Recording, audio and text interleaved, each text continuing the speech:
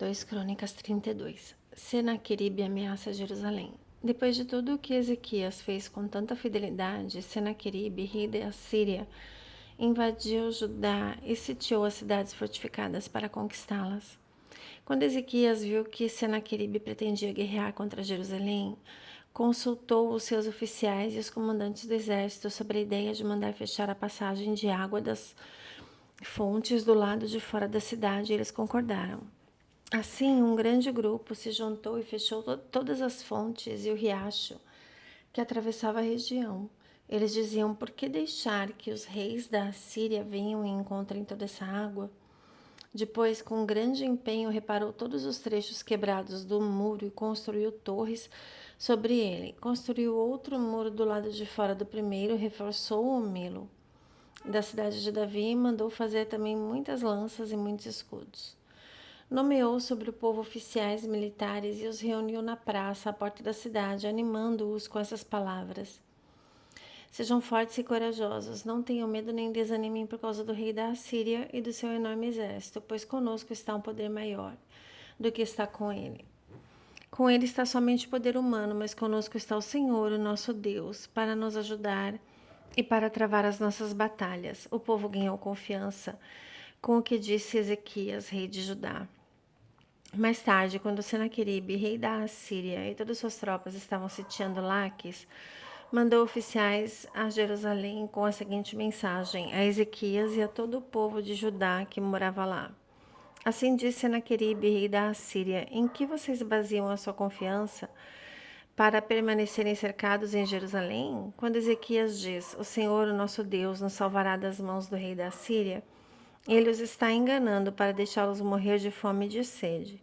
Mas não foi o próprio Ezequias que removeu os santuários locais de altar e altares desse Deus, dizendo a Judá e a Jerusalém: vocês devem adorar diante de um só altar e sobre ele queimar incenso? Vocês não sabem que eu e os meus antepassados fizemos a todo esse povo das outras terras? Acaso alguma vez os deuses daquelas nações conseguiram livrar a terra deles das minhas mãos? De todos os deuses das nações que os meus antepassados separaram para a destruição, qual deles conseguiu salvar o seu povo de mim? Como então o Deus de vocês poderá livrá-los das minhas mãos? Portanto, não deixe Ezequias enganá-los ou iludi-los dessa maneira. Não acreditem nele, pois nenhum Deus de nação alguma ou reino algum jamais conseguiu livrar o seu povo das minhas mãos ou das mãos dos meus antepassados. Muito menos o Deus de vocês conseguirá livrá-los das minhas mãos. Os oficiais de Senaqueribe desafiaram ainda mais Deus, o Senhor, e Ezequias, o seu servo. Senaqueribe também escreveu cartas insultando o Senhor, Deus de Israel, e dizendo contra ele: como os deuses dos povos das outras terras não livraram o povo deles das minhas mãos, assim o Deus de Ezequias não livrará o seu povo das minhas mãos. Então os oficiais gritaram na língua dos judeus ao povo de Jerusalém que estava sobre o muro para assustá-lo e amedrontá-lo, com o intuito de conquistarem a cidade. Referiram-se ao Deus de Jerusalém como falavam dos deuses dos outros povos da terra, que não passam de obra das mãos dos homens. Por tudo isso, o rei Ezequias e o profeta Isaías, filho de Amós, clamaram em oração aos céus. O Senhor enviou um anjo que matou todos os homens de combate e todos os líderes e oficiais no acampamento do rei assírio, de forma que este se retirou envergonhado para sua terra. Certo dia, ao entrar no templo do seu Deus, alguns dos seus filhos o mataram à espada. Assim o Senhor salvou Ezequias e o povo de Jerusalém das mãos de Senaqueribe, rei da Síria, e das mãos de todos os outros, e cuidou deles em todas as fronteiras. Muitos trouxeram a Jerusalém ofertas para o Senhor e presentes valiosos para Ezequias, rei de Judá. Daquela ocasião em diante, ele foi muito respeitado por todas as nações. O orgulho e a morte de Ezequias. Naqueles dias, Ezequias ficou doente e quase morreu. Ele orou ao Senhor, que lhe respondeu, dando-lhe um sinal milagroso. Ezequias, porém, tornou-se orgulhoso e não correspondeu à bondade com que fora tratado. Por isso, a ira do Senhor veio sobre ele, sobre Judá e sobre Jerusalém. Então Ezequias humilhou-se, reconhecendo seu orgulho, como também o povo de Jerusalém. Por isso, a ira do Senhor não veio sobre eles durante o reinado de Ezequias. Ezequias possuía muitíssimas riquezas e glória, construiu depósitos para guardar prata, ouro, pedras preciosas, especiarias, escudos e todo tipo de objeto de valor. Também construiu armazéns para estocar trigo, vinho e azeite, fez ainda estábulos para os seus diversos rebanhos e para as ovelhas. Construiu cidades e adquiriu muitos rebanhos, pois Deus lhe dera muitas riquezas. Foi Ezequias que bloqueou o manancial superior da fonte de Gion e canalizou a água para a parte oeste da cidade de Davi. Ele foi bem sucedido em tudo o que se propôs a fazer. Contudo, quando os governantes da Babilônia enviaram uma delegação para perguntar-lhe acerca do sinal milagroso que havia ocorrido no país, Deus o deixou para prová-lo e para saber tudo o que havia no seu coração. Os demais acontecimentos do reinado de Ezequias e os seus atos piedosos estão escritos na visão do profeta Isaías, filho de Amós, no livro dos reis de Judá e de Israel. Ezequias descansou com seus antepassados e foi sepultado na colina onde estão os túmulos dos descendentes de Davi. Todo Judá e o povo de Jerusalém prestaram-lhe homenagens por ocasião da sua morte, e Manassés, o seu filho, sucedeu-o como rei. 2 Crônicas 33. O reinado de Manassés, rei de Judá. Manassés tinha 12 anos de idade quando começou a reinar e reinou 55 anos em Jerusalém. Ele fez o que era mal aos olhos do Senhor, imitando as práticas detestáveis das nações que o Senhor havia expulsado de diante dos israelitas.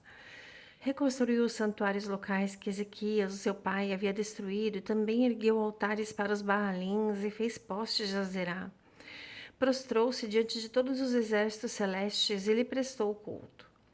Construiu altares no templo do Senhor, a respeito do qual o Senhor havia dito: o meu nome permanecerá para sempre em Jerusalém. Nos 2 pátios do templo do Senhor, ele construiu altares para todos os exércitos celestes. Chegou a queimar os seus filhos em sacrifício no vale de Ben-Rinom, praticou adivinhação e consultou os que anunciam presságios e praticam feitiçaria, recorreu a médiuns e a quem consultava os espíritos, fez o que era mal aos olhos do Senhor, provocando assim a ira dele. Ele tomou a imagem esculpida que havia feito e a colocou no templo do qual Deus tinha dito a Davi e ao seu filho Salomão. Neste templo em Jerusalém, que escolhi dentre todas as tribos de Israel, porém o meu nome para sempre. Não farei os pés dos israelitas deixarem novamente a terra que dei aos seus antepassados, se tão somente tiverem o cuidado de cumprir tudo o que lhes ordenei em toda a lei, nos estatutos e nas ordenanças dados por meio de Moisés. Manassés, porém, desencaminhou Judá e o povo de Jerusalém a ponto de fazerem pior do que as nações que o Senhor havia destruído diante dos israelitas. O Senhor falou a Manassés e ao seu povo, mas não lhe deram atenção. Por isso o Senhor enviou contra eles os comandantes do exército do rei da Assíria, os quais prenderam Manassés, colocaram-lhe um gancho no nariz e algemas de bronze e o levaram para a Babilônia. Em sua angústia, ele buscou o favor do Senhor, seu Deus, e humilhou-se muito diante do Deus dos seus antepassados. Quando ele orou, o Senhor o ouviu e atendeu ao seu pedido e o trouxe de volta a Jerusalém e ao seu reino. Assim, Manassés reconheceu que o Senhor é Deus. Depois disso, ele reconstruiu e aumentou a altura do muro externo da cidade de Davi, a oeste da fonte de Gion, no vale, até a entrada da Porta dos Peixes, ao redor da colina de Ofel. Também pôs comandantes militares em todas as cidades fortificadas de Judá. Manassés tirou do templo do Senhor os deuses estrangeiros e as imagens que havia introduzido lá, bem como todos os altares que havia construído na colina do templo e em Jerusalém, e jogou-os fora da cidade. Depois restaurou o altar do Senhor e sobre ele ofereceu sacrifícios de comunhão e ofertas de gratidão, ordenando a Judá que servisse ao Senhor, o Deus de Israel. O povo, contudo, continuou a sacrificar nos santuários locais, mas somente ao Senhor, o seu Deus. Os demais acontecimentos do reinado de Manassés, a sua oração a Deus e as palavras que os videntes lhe falaram, em nome do Senhor, o Deus de Israel, constam nos registros históricos dos reis de Israel.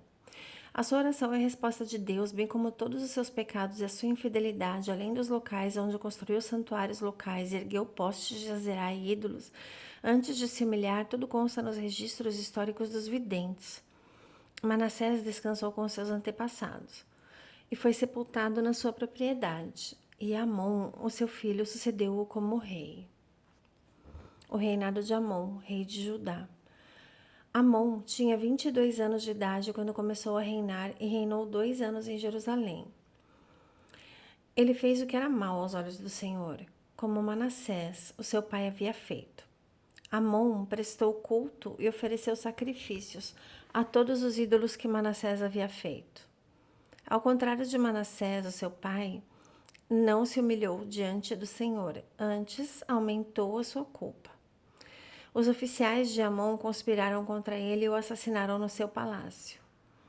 O povo da terra, porém, matou todos os que haviam conspirado contra o rei Amon e proclamou Josias, o seu filho, rei em seu lugar. Glórias a Jesus.